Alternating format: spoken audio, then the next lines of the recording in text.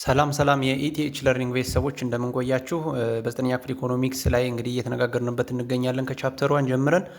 ዛሬ ደግሞ ባለን ጊዜ የምንመለከተው የቻፕተር 3 ሁለተኛ ክፍል ወይም ፓርት 2 ይሆናል ማለት ነው። እንግዲህ ኢኮኖሚክስን ቀለል አድርገን በሚገባን በዕለት ተዕለት እንቅስቃሴያችን እና በአማርኛ ግልጽ አድርገን እየተረዳዳንበት እንገኛለን። ለፈተና ለመዘጋጀትም ሆነ ለማጥናት ቀለል ስለሚል ቪዲዮአችንን መከታተል ትችላላችሁ። ለቻናላችን አዲስ ሲሆናችሁ ቻናላችንን ሰብስክራይብ እያደርጋችሁ ጀምሩ። እንዲሁም የምንሰራቸው ቪዲዮዎች እንዲደርሷችሁ ደግሞ የደወል ምልክቱን መጫን አትርሱ። በኮሜንትም ቀጣይ ከዚህ ከኢኮኖሚክስ ቀጥሎ ምን ኮርስ ይሰራ ምንን ኮርስ እናጥና የሚለውንም በኮሜንት እየገለጻችሁ መሄድ ትችላላችሁ። ዛሬ እንግዲህ የቻፕተር 3 ሁለተኛ ክፍል ምንመለከት ይሆናል። በዚህ ቻፕተር ውስጥ በሁለተኛ ክፍል የምናገኘው ሌላ ሰብ ቶፒክ እንግዲህ circular flow of economic activity የሚል ይሆናል ማለት ነው። The circular flow of economic activity is a simplified macroeconomic model of the basic economic relationships in a market economy። እንግዲህ ይሄ circular flow of the economy የምንለው በማርኬት ኢኮኖሚ ውስጥ ለማክሮ ኢኮኖሚ ለቤዚክ ኢኮኖሚክ ሪሌሽንሺፕ ዋና ወይም ቀለል ያለ ሲምፕሊፋይድ ማክሮ ኢኮኖሚክ ሞዴል ሆኖ የሚያገለግል ነው ማለት ነው። This model gives an overview of how households, businesses and government interact in a different markets by exchanging goods and services, productive resources or factor of production, that means inputs or the factor of production and money። ይህ ሞዴል እንግዲህ የሚያሳየን ምንድነው? እነዚህ ሶስቱ ቻፕተር 1 ላይ the main decision making unit of the economy ያልናቸው ወይም agent of the economy ያልናቸው ሶስቱ household, business እና government ምን አይነት ኢንተራክሽን አላቸው የሚለውን ማርኬት ላይ ጉድስ ኤንድ ሰርቪስን እንዲሁም ፋክተር ኦፍ ፕሮዳክሽንን እና መኒን ኤክስቼንጅ ሲያደርጉ ምን አይነት ኢንተራክሽን አላቸው የሚለውን የምናይበት ሞዴል ነው ማለት ነው። የሰርኩላር ፍሎ ኦፍ ዘ ኢኮኖሚ የምንለው ፕሮዳክሽን፣ ኤክስቼንጅ ኤንድ ኮንሳምፕሽን አር ስሪ ኢምፖርታንት አክቲቪቲ ኦፍ አን ኢኮኖሚ። እንግዲህ በኢኮኖሚ ውስጥ እነዚህ ሶስቱ ፕሮዳክሽን፣ ኤክስቼንጅ እና ኮንሳምፕሽን የሚባሉት ዘ ሜን ቲንግ ናቸው በኢኮኖሚው ማለት ነው። ምክንያቱም መጀመሪያ ላይ እንግዲህ ፋክተር ኦፍ ፕሮዳክሽን በመግዛት ፊርሞች ወይም ቢዝነስ ፊርሞች ፕሮዲውስ ያደርጋሉ። ይህን ፕሮዲውስ ያደረጉትን ነገር ደግሞ ወደ ማርኬት ይዘውት ይወጡና ኤክስቼንጅ ያደርጉታል ማለት ነው። ኤክስቼንጅ የሚያደርጉት ከማን ጋር ነው? ከኮንሱመሩ ጋር ወይም ከተጠቃሚው ጋር። ድርጅቶቹ አምርተው ወደ ገበያ አቅርበው ከኛ ጋራ ኤክስቼንጅ ያደርጋሉ ማለት ነው። ከዛ እንግዲህ እኛም ኤክስቼንጅ ያደረግነው ወይም የገዛነውን ነገር ወስደን ቁጭ አይደለም የምናደርገው እንጠቀመዋለን። ያ ማለት ኮንሳምፕሽን ማለት ነው። ስለዚህ በኢኮኖሚ ውስጥ እነዚህ ሶስቱ ነገሮች ፕሮዳክሽን፣ ኤክስቼንጅ እና ኮንሳምፕሽን ዋና ነገሮች ናቸው ማለት ነው። ዋና ጠቃሚ ነገሮች የሚባሉ ናቸው እነዚህ። as people carry out this economic activity transaction among different sector of the economy occur። እንግዲህ ይህ እነዚህ ሶስቱ ነገሮች ሲካሄዱ ማለትም ፕሮዳክሽን፣ ኤክስቼንጅ እና ኮንሳምፕሽን ሲካሄዱ በሰዎቹ መካከል ምን ይፈጠራል አለ? ትራንዛክሽን ይፈጠራል ማለት ነው። በእነዚህ በዲፈረንት ሴክተሮች መካከል በሶስቱ መካከል በሃውስሆልድ በፊርም እና በገቨርንመንት መካከል ትራንዛክሽን ይፈጠራል ማለት ነው። ትራንዛክሽን ማለት ምንድነው ካልን ደግሞ ልውውጥ ነው። የዕቃ ልውውጥ ሊሆን ይችላል፣ የገንዘብ ልውውጥ ሊሆን ይችላል። ትራንዛክሽን ሲባል ባንኮች ላይ ያለውን እንቅስቃሴ የገንዘብ እንቅስቃሴ ብቻ ሳይሆን ገበያ ላይም ያለው ልውውጥ፣ እርስ በርስ ያለው ልውውጥ ትራንዛክሽን ስለሚባል ማለት ነው። because of this transaction income and expenditure move in circular way in an economy።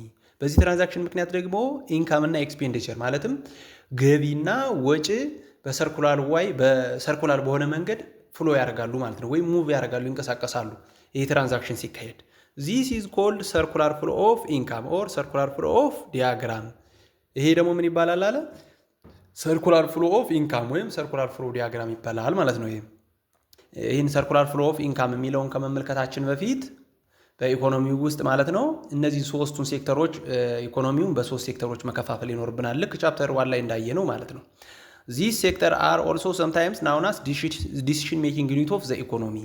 decision making unit of the economy ያልናቸው generally they are called economic agents። economic agents ብለን ያየናቸው ማለት ነው ቻፕተር 1 ላይ። አሁንም ቅድም የተነጋገርናቸው household፣ ፊርም ወይም ቢዝነስ እና ሶስተኛ ገቨርንመንት፣ እነዚህ the main decision making unit of the economy ያልናቸው በዚህ በሶስት መከፋፈል ይኖርብናል። ቀለል አድርገን ለማየት ማለት ነው። ይህን ሰርኩላር ፍሎውን ምን ይመስላል ብለን ለማየት እንግዲህ ዴፊኒሽኑን ጠቅለል አድርገን እስካሁን ያየነው ስንመለከተው በኢንካሙ መልክ ስንመለከተው ሰርኩላር ፍሎ ኦፍ ኢንካም ኢዝ ቪዥዋል ሞዴል ኦፍ አን ኢኮኖሚ ዛት ሻውስ ሃው ከረንሲ ሰቻስ ብር ፍሎ ስሩ ማርኬትስ አመንግ ዲሲሽን ሜኪንግ ዩኒትስ። ሰርኩላር ፍሎ ኦፍ ኢንካም ማለት በዲሲሽን ሜኪንግ ዩኒቶች መካከል በእነሱ መካከል ያለው የገንዘብ ወይም ለምሳሌ እንደኛ ሀገር ብንወስደው የብር ፍሰት ነው ማለት ነው። ገበያው ላይ በእነዚህ በዲሲሽን ሜኪንግ ዩኒቶች መካከል ያለው የገንዘብ እንቅስቃሴ ምን ይባላል? ሰርኩላር ፍሎ ኦፍ ኢንካም ይባላል ማለት ነው።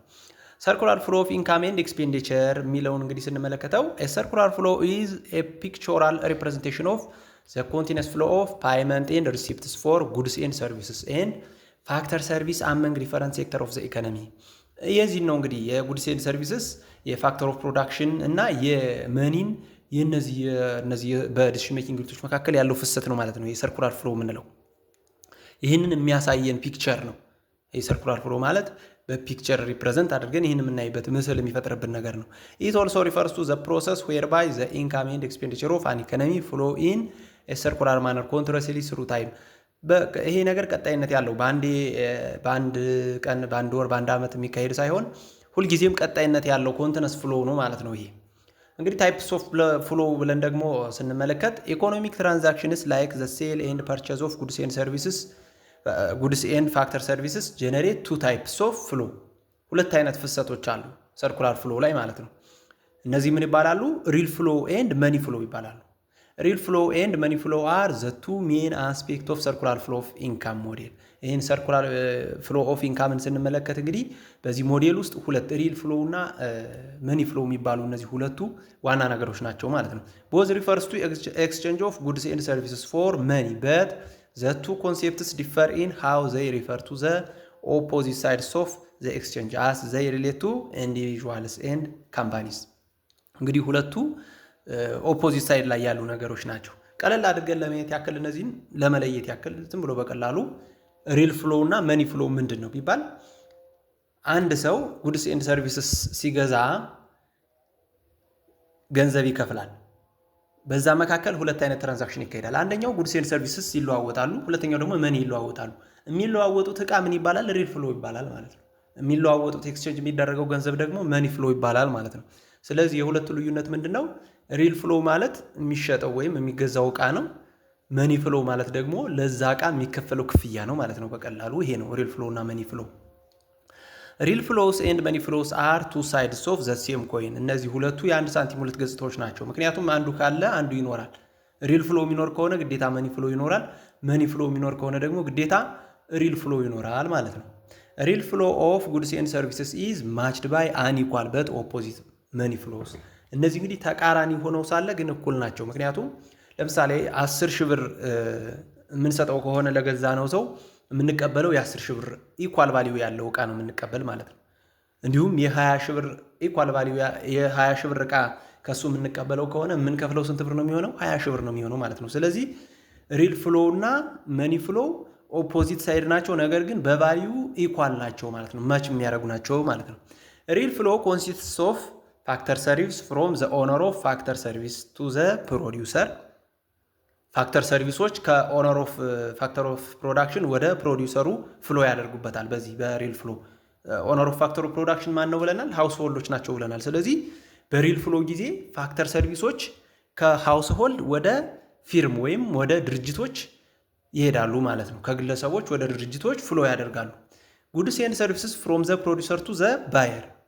እንዲሁም ጉድስ ኤንድ ሰርቪስስ ያ ማለት ፋይናል አውትፑት የሆኑት ኢን ፋክተር ኦፍ ፕሮዳክሽንን ተጠቅሞ የተመረቱት ምርቶች ደግሞ ከአምራቾች ወደ ግለሰቦች ወይም ወደ ገዢዎች ፍሎ ያደርጋሉ ማለት ነው። በዚህ በሪል ፍሎ ጊዜ ኢን መኒ ፍሎ ኮንሲስትስ ኦፍ መኒ ኢንካም ፍሮም ፋክተር ሰርቪስ ሰች አስ ረንት፣ ዌጅ፣ ኢንተረስት ኢቲሲ። በመኒ ፍሎ ጊዜ ደግሞ ልክ አንደኛ ላይ እንደተመለከትነው ሁሉ መኒ ኢንካም የፋክተር ሰርቪሱ ማለት ነው ከፕሮዲውሰሮቹ ወደ ሃውስ ሆልዶቹ ፍሎ ያደርጋል። በምን መልክ? በረንት መልክ፣ በዌጅ መልክ፣ በኢንተረስት መልክ። ያ ማለት ለመሬት ሲሆን ረንት እንላለን፣ ለላቨር ሲሆን ዌጅ እንላለን፣ ለካፒታል ሲሆን ደግሞ ኢንተረስት እንላለን ማለት ነው። ስለዚህ በዚህ መልኩ ገንዘቡ ከማን ወደ ማን ፍሎ ያደርጋል? በተቃራኒው። ምክንያቱም ቅድም ስንነጋገር ምን ብለናል? ሪል ፍሎ እና መኒ ፍሎ ኦፖዚት ሳይድ ናቸው ብለናል። ኢኳል ቫልዩ ናቸው ግን ኦፖዚት ናቸው ብለናል። ስለዚህ ፋክተር ሰርቪሶቹ በሪል ፍሎ ጊዜ ከሃውስሆልድ ወደ ፊርም ፍሎ የሚያደርጉ ከሆነ የዚህ የፋክተር ሰርቪስ ኢኳል ቫልዩ ያለው መኒ ደግሞ ከፊርም ወደ ሃውስሆልድ በተቃራኒ አቅጣጫ ፍሎ ያደርጋል ማለት ነው። በሁለተኛ ደረጃ ደግሞ መኒ ኤክስፔንዲቸርን ስንመለከት መኒ ኤክስፔንዲቸር ኢንኩርድ ፎር ዘ ፐርቼዝ ኦፍ ጉድስ ኤንድ ሰርቪስስ። ሪል ፍሎ ላይ ምን ብለናል? ጉድስ ኤንድ ሰርቪስስ ፍሎ ፍሮም ፕሮዲውሰር ቱ ባየር ብለናል። እዚህ ላይ ደግሞ ልክ የዚህ የጉድስ ኤንድ ሰርቪስስ ኢኳል ቫልዩ ያለው መኒ ከባየሮቹ ወደ ፕሮዲውሰሮቹ ፍሎ ያደርጋል ማለት ነው። የገዙበትን ይከፍላሉ ማለት ነው። አንድ አምራች ለምሳሌ መጀመሪያው ላይ በአንድ አርሶ አደር ምሳሌ ብንመለከተው አንድ አርሶ አደር ጥጥ አመረተ እንበል። ይህንን ያመረተውን ጥጥ ለማን ይሸጥለታል? የዚህ ጥጥ ኦነር ኦፍ ፋክተር ፕሮዳክሽን የዚህ ጥጥ ኦነር ወይም ባለቤት ማን ነው? ይህ አርሶ አደር ነው። ስለዚህ ይህ አርሶ አደር ጥጡን ከሱ ወደ ድርጅቱ ሲሰጠው ምን ይባላል? ይሄ ሪል ፍሎ ይባላል ጥጡ ሲሄድ። ከዛ ደግሞ ይህንን ጥጥ አምርቶ ልብስ አድርጎ መልሶ ለባየሩ ወይም ለገዡ ለዚህ ለሃውስ ወልዱ ይሸጥለታል። ስለዚህ ይህን መልሶ ሲሸጥለት ደግሞ አሁንም ምን ይባላል? ሪል ፍሎ ይባላል ማለት ነው።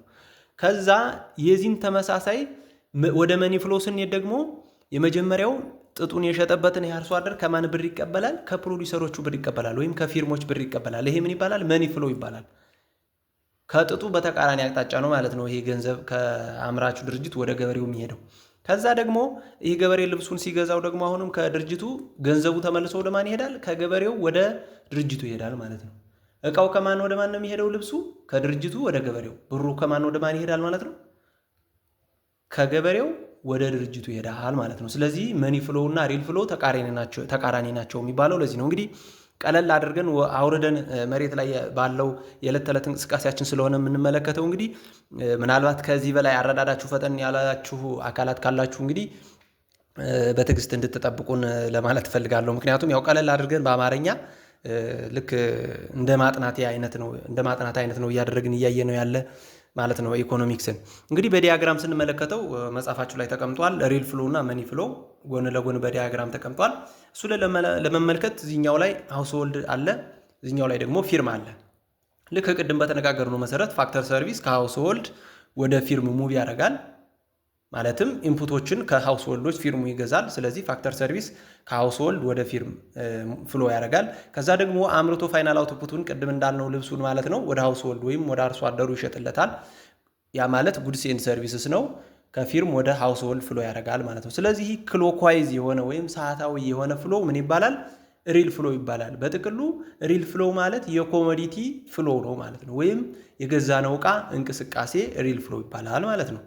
ወደ መኒ ፍሎ ስንመጣ ደግሞ ከዚህ በተቃራኒ ይሆናል። ዲያግራሙ እዚሁ ላይ ሃውስሆልድ እና ፊርም የሚለው ተመሳሳይ ነው። ነገር ግን መኒ ፍሎ የሚያደርገው ከማን ወደ ማን ነው? ከፊርም ወደ ሃውስሆልድ ነው። ለምን?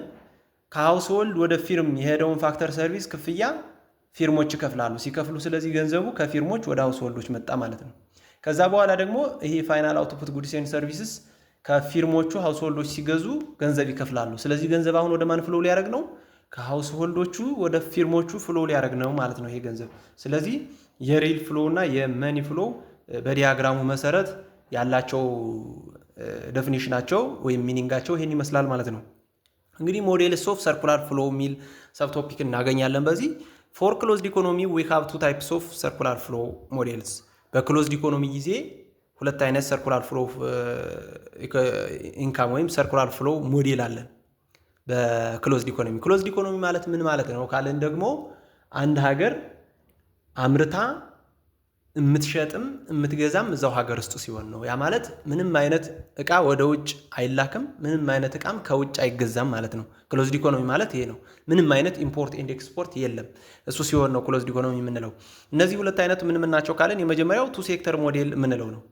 ያ ማለት ኮንሲስቲንግ ኦፍ ዘ ፍሎ ኦፍ ቢትዊን ሃውስሆልድ ኤንድ ቢዝነስ ፊርም።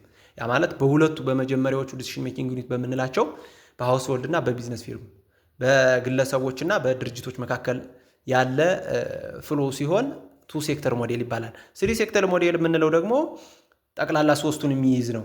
ያ ማለት የቱ ሴክተር ሞዴሎች ቢዝነስ ፊርም እና ሃውስሆልድ እንዳሉ ሆነው ገቨርንመንትንም የሚጨምር ይሄ ሲሆን ስሪ ሴክተር ሞዴል ይባላል ማለት ነው።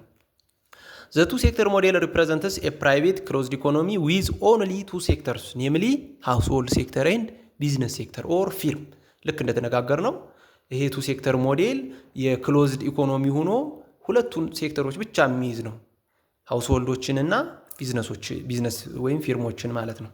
ኢን ዚስ ሞዴል ዘ አንደርላይንግ አሳምፕሽንስ አር እንግዲህ በኢኮኖሚክስ ህግ አስዩም እያልን መሄድ አለብን ብለናል። ቻፕተር 1 ላይም ስንነጋገር አሳምፕሽን ግዴታ ነው። ምክንያቱም በጣም ብዙ ቫሪያብሎች ስላሉ ኢኮኖሚውን የሚነኩና የሚያናጉ ኢኮኖሚ የኛ የምናስቀምጠው ኢኮኖሚክ ፖሊሲም ሆነ ማንኛውም የኢኮኖሚክስ ህግ እንዲሰራ ከተፈለገ አሳፕሽኖች ግዴታ ያስፈልጋሉ ማለት ነው። ከነዚህም ለምሳሌ ቱ ሴክተር ሰርኩላር ፍሎ ኦፍ ሞዴልን ስንመለከት እንደ አሳፕሽን የምናስቀምጠው የመጀመሪያው ዜር አር ኦንሊ ቱ ሴክተርስ ኢን ዘ ኢኮኖሚ ዘ ሃውስሆልድ ሴክተር ኤንድ ቢዝነስ ፊር። ኢኮኖሚው ክሎዝድ ነው ብለናል። ስለዚህ በዚህ ኢኮኖሚ ሁለት ሴክተሮች ብቻ ናቸው ያሉ ብለን ነው የምናስብ። እንግዲህ ምናምን ሃውስሆልድ ሴክተር እና ቢዝነስ ፊርምስ። ያ ማለት እንግዲህ ወደ እውነታው ስንወርድ ሳይሆን ኢኮኖሚክስን ስንመለከተው ኢኮኖሚክስን ህግ አእምሯችን ላይ ማስቀመጥ ያለብን ለምሳሌ ቱ ሴክተር ሰርኩላር ፍሎውን ለመመልከት አእምሯችን ላይ የምናስቀምጠው ምን ብለን ነው? ሁለት ሴክተሮች ብቻ ነው ያሉ ብለን ነው በኢኮኖሚ። ሁለተኛው ደግሞ ሃውስሆልድ ሴክተር አር ኦነር ኦፍ ፋክተር ኦፍ ፕሮዳክሽን ኤንድ ዘይ ሳፕላይ ፋክተር ሰርቪስ ቱ ፊርምስ። ሃውስሆልዶች ደግሞ ኦነር ኦፍ ፋክተር ኦፍ ፕሮዳክሽን ነው፣ የኢንፑቶች ወይም የፋክተር ኦፍ ፕሮዳክሽን የጥሬ ዕቃዎች ባለቤትና ይህንን ጥሬ ዕቃም ለድርጅቶች አቅራቢ ናቸው ብለን ነው አስዩ የምናደርገው። ሌላው ሶስተኛው አሳፕሽን ደግሞ ፊርምስ ፕሮዲውስ ጉድስ ኤንድ ሰርቪስ ኤንድ ሴል ዜር ኢንታየር አውትፑት ቱ ሃውስሆልድስ። ድርጅቶቹ ይህን ጉድስ ኤንድ ሰርቪስ ወይም ፋይናል አውትፑት ወይም ኮሞዲቲ የሚባለው ምርታቸውን አምርተው ለኢንታየር ሃውስሆልድ ሻጭ ናቸው፣ አቅራቢ ናቸው ብለን ነው አስዩ የምናደርገው። ሌላው ደግሞ ሃውስሆልድስ ሪሲቭ ኢንካም ፎር ዜር ፋክተር ሰርቪስ ኤንድ ስፔንድ ዘ ኢንታየር አማውንት ኦን ኮንሳምፕሽን። ሃውስሆልዶቹ ወይም የግለሰቦቹ ጥሬ ዕቃዎቹን ያቀርባሉ ወይም ገንዘብ ይቀበላሉ ጥሬ ዕቃ ላቀረቡበት እና ያንን የተቀበሉትን ገንዘብ ሙሉ ለሙሉ ኮንሱም ያደርጉታል ወይም ለኮንሳምፕሽን ያውሉታል ብለን ነው የምናስብ ማለት ነው አስዩ የምናደርግ። ሌላው አሳፕሽን ዜር ኢዝ ኖ ሴቪንግ ኢን ዘ ኢኮኖሚ ከላይኛው ጋር ይገናኛል። ምንም አይነት ሴቪንግ የለም በኢኮኖሚው። ፊርሞችም ሴቭ አያደርጉም፣ ሃውስሆልዶችም ሴቭ አያደርጉም። ሃውስሆልዶቹ ፋክተር ኦፍ ፕሮዳክሽን ሽጠው ያገኙትን ገንዘብ ሙሉ ለሙሉ ኮሞዲቲ ይገዙበታል ወይም ኮንሱም ያደርጉታል። እንዲሁም ፊርሞቹ ደግሞ ፕሮዲውስ አድርገው ለሃውስሆልድ ሽጠው ያገኙትን ገንዘብ ሙሉ ለሙሉ ፋክተር ኦፍ ፕሮዳክሽን ይገዙበታል ብለን ነው የምናስብ ማለት ነው አስዩም የምናደርግ። ዜር ኢዝ ኖ ገቨርንመንት ሴክተር፣ በዚህ ደግሞ ቱ ሴክተር ሞዴል ስላለን ገቨርንመንት ሴክተሮች የሉም ብለን ነው የምናስብ ማለት ነው። ኢት ኢዝ ክሎዝድ ኢኮኖሚ ኤንድ ዜርፎር ዜር አር ኖ ኤክስፖርት ኦር ኢምፖርት። ልክ መጀመሪያ ላይ እንደተነጋገር ነው ክሎዝድ ኢኮኖሚ ነው። ምንም አይነት ኢምፖርት ምንም አይነት ኤክስፖርት የለም። እቃም ከሀገር ውጭ አይወጣም፣ ከሀገር ውጭ ወደ ውስጥም እቃ አንገዛም ማለት ነው። አገር ውስጥ ብቻ ነው ይህ ትራንዛክሽን የሚካሄደው ብለን የምናስበው ማለት ነው። እንግዲህ ዲያግራሙን ትንሽ ሰፋ ስናደርገው በቱ ሴክተር ሞዴል በዚህ በኩል ፕሮዲውሰሮች አሉ፣ በዚህ በኩል ደግሞ ሃውስሆልዶች አሉ። በላይና በታች ደግሞ ልክ እንደተቀመጠው መጽሐፋችሁ ላይ ሪሶርስ ማርኬት አለ፣ ጉድስ ማርኬት አለ። በላይ በኩል ጉድስ ማርኬት ማለት ፕሮዲውሰሮች ፕሮዲውስ ያደረጉትን ጉድስ ኤንድ ሰርቪስስ ወይም ኮሞዲቲ የሚሸጡበት ቦታ ነው። ሪሶርስ ማርኬት ማለት ደግሞ ሃውስሆልዶቹ ለፕሮዲውሰሮች ፋክተር ኦፍ ፕሮዳክሽን የሚሸጡበት ቦታ ነው ማለት ነው። ስለዚህ ስንመለከተው አሁን እዚህ ላይ የምንመለከት ሁለቱንም ነው። ምንና ምን? ሪል ፍሎ እና መኒ ፍሎውን ነው። ሁለቱንም በአንድ ነው የምንመለከተው። ለምሳሌ መጀመሪያ ዘ ኢነር ፓርቱ ወይም ውስጠኛው የዲያግራም ክፍል ሪል ፍሎ ነው። ስለዚህ ከሱ ብንጀምር ከፕሮዲውሰሮች ብንጀምር ፕሮዲውሰሮች ከሃውስሆልዶች እንጀምር። ሃውስሆልዶች ስለሆኑ የፋክተር ኦፍ ፕሮዳክሽን ባለቤት። ስለዚህ ሃውስሆልዶቹ ሳፕላይ ኦፍ ሪሶርስን ወደ ሪሶርስ ማርኬት ያቀርቡታል። ወደ ሪሶርስ ማርኬት ምን ያመጣሉ? ሪሶርስ ወይም ፋክተር ኦፍ ፕሮዳክሽን ያመጣሉ። ስለዚህ ፕሮዲውሰሮች ደግሞ ወደ ሪሶርስ ማርኬት ይመጡና ፐርቼዝ ኦፍ ሪሶርስ ይገዛሉ ማለት ነው እዚህ ማርኬት ላይ። ስለዚህ እዚህ ላይ ሪሶርስ ይገዛሉ። ስለዚህ ሪሶርስ ወደ ማን ፍሎ አደረገ? ከሃውስሆልድ ወደ ፕሮዲውሰር ፋክተር ኦፍ ፕሮዳክሽን ሄደ፣ ተሸጠ ማለት ነው። ተሸጠ ፕሮዲውሰሮች ላይ ነው ያለው። ከዛ ፕሮዲውሰሮች ፕሮዲውስ ያደርጉና ፋይናል አውትፑታቸውን ወደ ጉድስ ማርኬት ይዘው ይቀርባሉ። ሳፕላይ ኦፍ ጉድስ ኤንድ ሰርቪስስ ይዘው ማን ላይ ይቀርባሉ? ጉድስ ማርኬት ላይ ይቀርባሉ ማለት ነው። ከዛ እነዚህ ሃውስሆልዶች ደግሞ ወደ ማን ይሄዳሉ? ወደ ጉድስ ማርኬት ይሄዱና ፐርቼዝ ኦፍ ጉድስ ኤንድ ሰርቪስስ ይህም ፋይናል አውትፑት ፕሮዲውሰሮች እዚህ ጉድስ ማርኬት ላይ ያቀረቡትን ኮሞዲቲ ሃውስሆልዶች ሄደው ይገዙታል ማለት ነው። ስለዚህ አሁን ፋክተር ኦፍ ፕሮዳክሽን ከማን ወደ ማን ፍሎ አደረገ ብለናል? ከሃውስሆልዶቹ ወደ ፕሮዲውሰሮቹ። በማን በኩል? በሪሶርስ ማርኬት በኩል አድርጎ። ከዛ ጉድስ ኤንድ ሰርቪስስ ደግሞ በጉድስ ማርኬት በኩል አድርጎ ከፕሮዲውሰሮቹ ወደ ሃውስሆልዶቹ ፍሎ አደረገ ማለት ነው። ይህን ምን እንለዋለን? ሪል ፍሎ እንለዋለን ማለት ነው። ከዛ ወደ መኒ ፍሎ ስንመጣ መኒ ፍሎ ደግሞ በተቃራኒ አቅጣጫ ይሄዳል ማለት ነው። በተቃራኒ አቅጣጫ ከፕሮዲውሰሮች ስንጀምር ሃውስሆልዶቹ እዚህ ሪሶርስ ማርኬት ላይ ያቀረቡላቸውን ሪሶርስ ወይም ፋክተር ኦፍ ፕሮዳክሽን ለመግዛት ፕሮዲውሰሮቹ ቢዝነስ ኤክስፔንዲቸር ወይም የቢዝነስ ወጪ ያወጣሉ። ቢዝነስ ወጪ ያወጡና እዚህ ላይ ፋክተር ኦፍ ፕሮዳክሽን ሲገዙ ሃውስሆልዶቹ ምን ያገኛሉ? ኢንካም ያገኛሉ። ስለዚህ እነሱ ፋክተር ኦፍ ፕሮዳክሽን የሸጡበትን ብር ሲቀበሉ ገንዘቡ ወይም መኒው ከማን ወደ ማን ፍሎው እያደረገ ነው?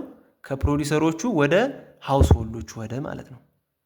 ከዛ እዚህኛው ጉድስ ማርኬት ላይ ደግሞ ፕሮዲውሰሮቹ ጉድስ ኤንድ ሰርቪስስ ሲሸጡ ሃውስሆልዶቹ ለማን ብር ይከፍላሉ? ለፕሮዲውሰሮች ይከፍላሉ። ስለዚህ ይህ ገንዘብ ተመልሶ ወደ ማን ፍሎው እያደረገ ነው? ወደ ፕሮዲውሰሮች ሄደ ማለት ነው።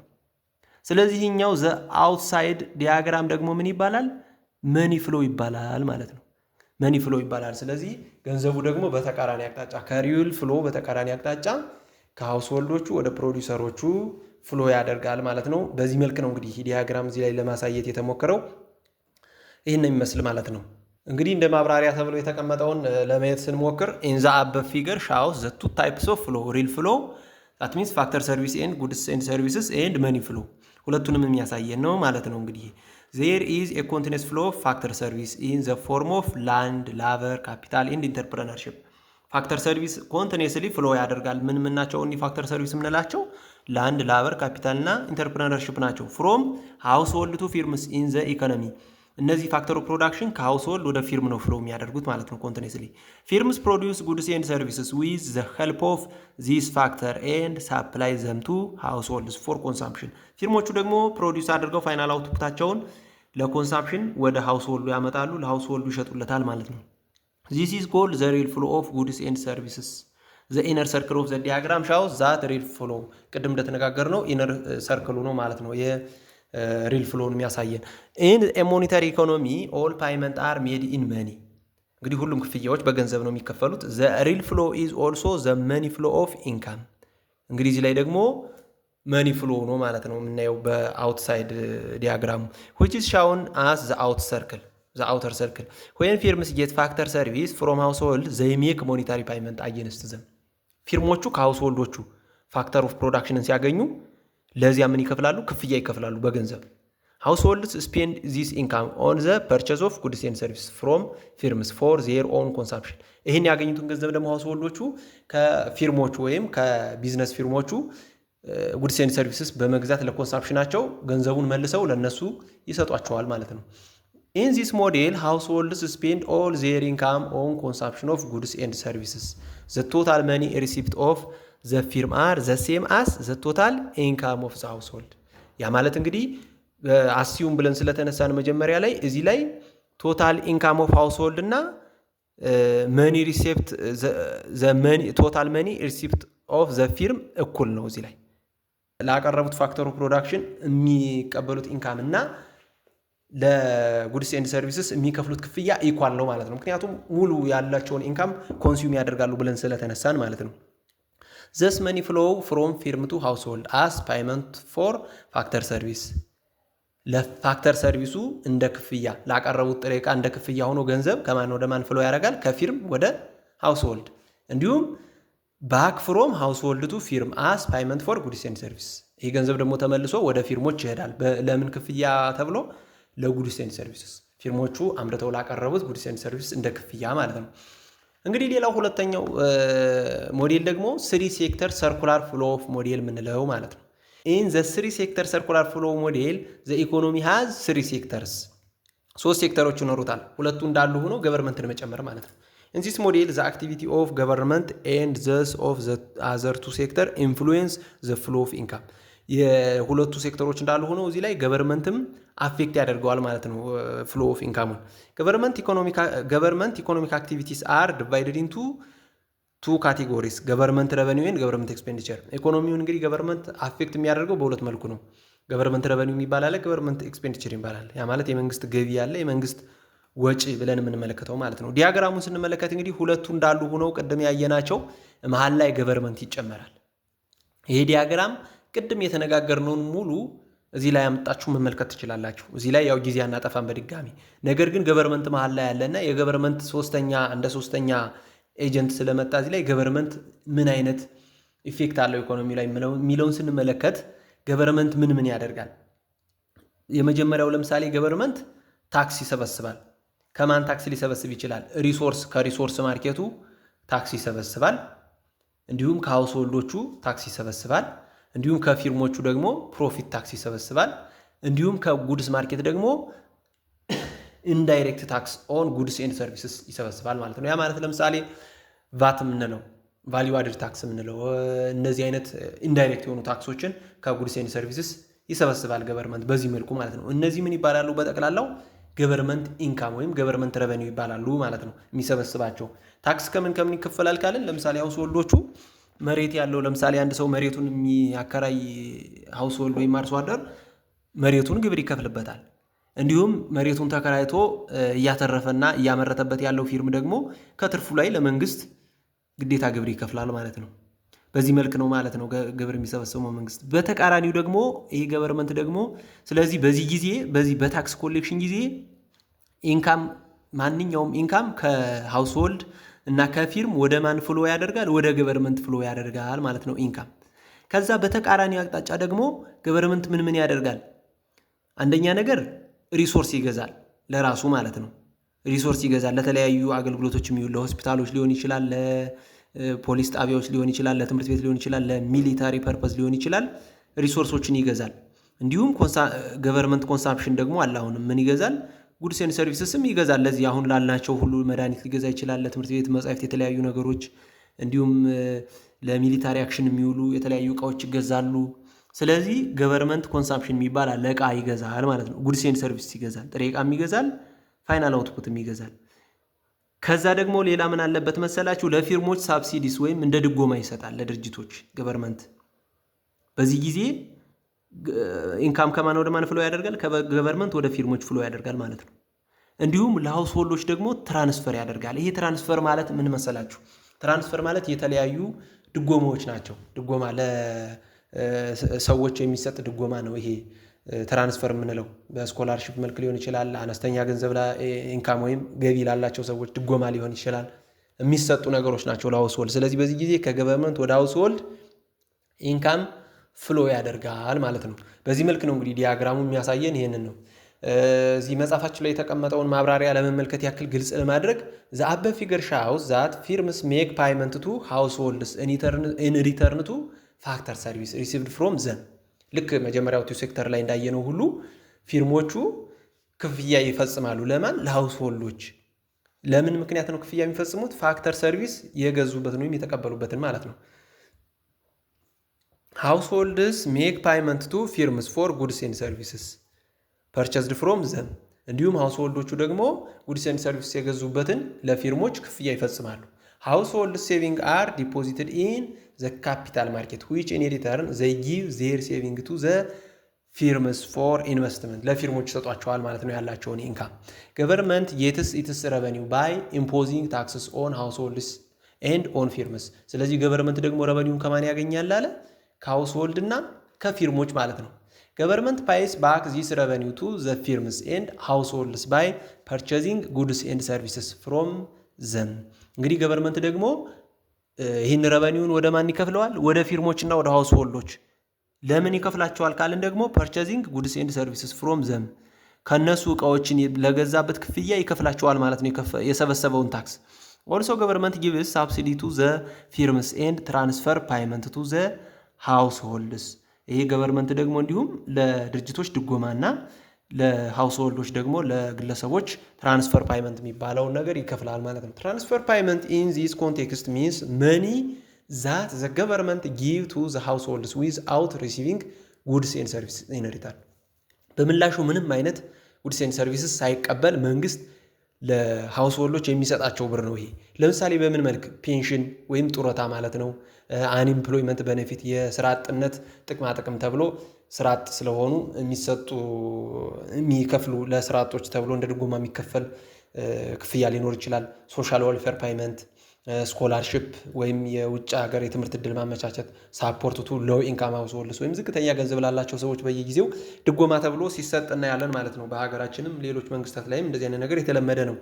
ኢን ዚስ ዋይ ናሽናል ኢንካም ፍሎውስ ኢን ሰርኩላር ፍሮም አመንግ ዘ ስሪ ሴክተር ኦፍ ዘ ኢኮኖሚ። ስለዚህ በዚህ ጊዜ በሶስቱ ሴክተር ኦፍ ዘ ኢኮኖሚ ወይም ዘ ሜን ዲሲሽን ሜኪንግ ዩኒት ባልናቸው በሶስቱ በሃውስሆልድ በፊርምና በገቨርንመንት መልኩ መካከል ፍሎ ያደርጋል ማለት ነው ኢንካም በዚህ ጊዜ። እንግዲህ ሌላው በዚህ ቻፕተር የመጨረሻው የምንመለከተው ሰብ ቶፒክ ምንድነው? ላንድ አስ አን ኢኮኖሚክ ሪሶርስ ኢን ኢትዮጵያ ነው።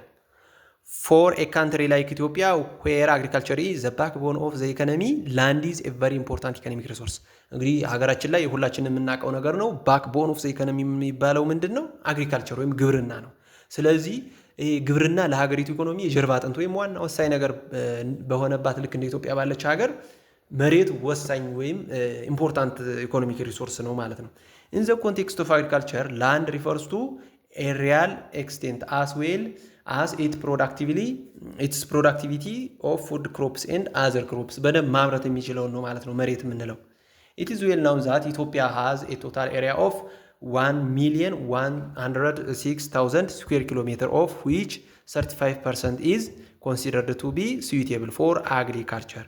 በ2007 የተካሄደ ጥናት ነው እንግዲህ ይህንን የሚያሳየው። በዛ እንደተጠናው መሰረት 1,106,000 ስኩዌር ኪሎ ሜትር ያክል ስፋት አለው እንግዲህ የኢትዮጵያ መሬት። ከዚህ መካከል 35%ቱ ስዊቴብል ነው ለምርት ማለት ነው፣ ለማምረት ወይም ለግብርና ምቹ ነው፣ ለምርት የሚያገለግል መሬት ነው ማለት ነው። The availability of this amount of land for agriculture purposes directly or indirectly the result of good soil and suitable climate for the performance of agriculture። እንግዲህ በዳይሬክትሊ ወይም ኢንዳይሬክትሊ የሚሆን ጥሩ አፈር ወይም ጥሩ ምርታማነት ምርት የሚሰጥ አፈር ወይም ተመጣጣኝ የአየር ንብረት ወይም የአየር ጸባይ ተመጣጣኝ የአየር ጸባይ በመኖሩ ምክንያት ነው ማለት ነው። የ35%ቱ ለአግሪካልቸር suitable ነው ልንለው የቻልነው። As far as the type of soil are concerned, most of the highlands have two main soil types that are generally believed to be suitable for agriculture። ሁለት አይነት እንግዲህ ለአግሪካልቸር suitable ናቸው ተብለው የሚታወቁ የአፈር አይነቶች አሉ። ሪድ ቱ ሪዳሽ ብሮውን ሶይልስ የሚባል አለ። ያ ማለት ቀይና ቀይ ቡናማ የሚባለው አፈር ማለት ነው። ይሄ እንግዲህ በሃይላንዶች አካባቢ የሚገኝና በውሃ መፋሰሻዎች አካባቢ የሚገኝ ለግብርናም ቀላል የሚባለው የአፈር አይነት ነው ማለት ነው። ምንድን ሪድ ቱ ሪዳሽ ብሮውን ሶይልስ። ሌላው ደግሞ ብሮኒሽ ቱ ግራይ ኤንድ ብላክ ሶይልስ ዊዝ ሃይ ክላይ ኮንተንት። ይህ ማለት ቡናማ፣ ግራጫና ጥቁር አፈሮች የሚባሉት ናቸው። ከፍተኛ የሸክላ ይዘት ያላቸው የሚባሉ ናቸው ማለት ነው። እነዚህ ሁለቱ እንግዲህ ለአግሪካልቸር suitable የሆኑ የሶይል ታይፖች ናቸው ማለት ነው። ይችኛዋን ቶፒክ እንግዲህ የምንመለከተው ልክ እንደ ከኢኮኖሚክሱ ቅድም ስናያቸው ካየናቸው አንጻር ሳይሆን ልክ እንደ አንድ ፋክተር ኦፍ ፕሮዳክሽን መሬትን እኛ ሀገር ደግሞ አግሪካልቸር ሞር የሚተገበር ኢኮኖሚ ስለሆነ ለአግሪካልቸር ምቹ የሚባለው አፈር ምን አይነት ነው የሚለውን አይቶ ለማለፍ ነው ማለት ነው የምንመለከታቸው እነዚህ። ሪጋርዲንግ ዘ ክላይሜቲክ አስፔክት ኦፍ ዘ ፎርሜሽን ኦፍ ዲፈረንት አግሮ ኢኮሎጂካል ዞንስ ዱ ቱ አልቲቲዩድ ሃዝ መልቲፕላይድ ዘ ሪሶርስ ፖቴንሻል ኦፍ ዘ ላንድ ኦፍ ኢትዮጵያ። The presence of different agroclimatic zones result in the growth of different types of crops that increase Ethiopia's potential for the production of exportable items in order to earn foreign currency። እንግዲህ የተለያየ አይነት አግሮክላይሜቲክ ዞን በመኖሩ ምክንያት እና ጥሩ አይነት ብዙ አይነት ክሮፖችን እንድናመርት በየጊዜው ከጊዜ ወደ ጊዜ ጥሩ የሚባሉ ክሮፖችን እንድናመርት አድርጎናል። ይህ ደግሞ ኤክስፖርት ተደርጎ ለፎሬን ከረንሲ እንደ አንድ ሶርስ ሆኗል ማለት ነው። The Ethiopian people had been struggling for centuries with the inequitable land holdings of the country and effectively removed the feudal system in 1975። እንግዲህ የኢትዮጵያ ሕዝብ ብዙ ጊዜ ሲታገል ቆይቷል ነው የሚለው። ምንድን ለማድረግ የላንድ ዲስትሪቢዩሽኑ ኢኒኩዊቴብል ነበር ወይም ፍትሃዊ የሆነ አልነበረም፣ ለሁሉም ሰው እኩል አልነበረም። እስከ መቼ ድረስ? 1975 ላይ የፊውዳል ሲስተሙ እስከሚወገድ ድረስ ማለት ነው። ምክንያቱም መሬት በተወሰኑ ላንድ ሎርዶች በተወሰኑ ሰዎች እጅ ቁጥጥር ስር ነበር። አብዛኛው ሰው መሬት የለውም ነበር ማለት ነው። the socialist system that came into being in 1975 under the slogan land to the tailor paradoxically overturned the slogan and ended up in the state ownership rather than giving it to the people። በ1975 ላይ የመጣው ይሄ ሶሻሊስት ሲስተም የምንለው ወይም የደርግ መንግስት ማለት ነው በአማርኛ መሬት ላራሹ የሚል መፎክር ነበር ይዞ የመጣው። ነገር ግን ከመጣ በኋላ ላንድን ምንድን ነው ያደረገው? ስቴት ኦነርሺፕ ነው ያደረገው፣ ለመንግስት ነው ያደረገው። መሬት ለመንግስት ነው የሚል ውሳኔ ነው ያሳረፈ፣ ለህዝቡ ከመስጠት ይልቅ ማለት ነው። The existing government which controlled power in 1991 was expected to remove land rights problems። ይህ እንግዲህ በ1991 የመጣው መንግስት ደግሞ ይሄ መሬትን ለግለሰብ ያደርጋል ተብሎ ነበር። ይህንን በመንግስት ቁጥጥር ስር ያለውን መሬት ወደ ግለሰቡ ወይም የመሬት ባለቤትነትን ወደ ግለሰብ ያወርዳል ተብሎ ታስቦ ነበር። among others by giving land to the people in tenure but it maintained a state ownership of land and controls all urban and rural land together with natural resources ነገር ግን አሁንም እንደቀጠለ ነው። መሬት ለማን ነው? መሬት የመንግስት ነው ማለት ነው። although state controls land ownership, rural peasants and pastoralists are guaranteed lifetime holding right that gives all right except sales and mortgaging ነገር ግን ከበፊቱ ለየት የሚያደርገው ነገር ምንድነው? በደርግ ጊዜ ከነበረው ለየት የሚያደርገው ምንድነው? ላንድ ኦነርሺፑ ሙሉ ኮንትሮል የእድሜ ልክ ኮንትሮል ይሰጠዋል ማለት ነው። ለምሳሌ የሩራል መሬቱን ለአርሶ አደሩ እስከ እድሜ ልክ ድረስ የባለቤትነት መብት አለው። ነገር ግን ምን ማድረግ አይችልም? መሸጥ አይችልም ማለት ነው። ይህን መሬት መሸጥ አይችልም እንጂ ባለቤትነት አለው።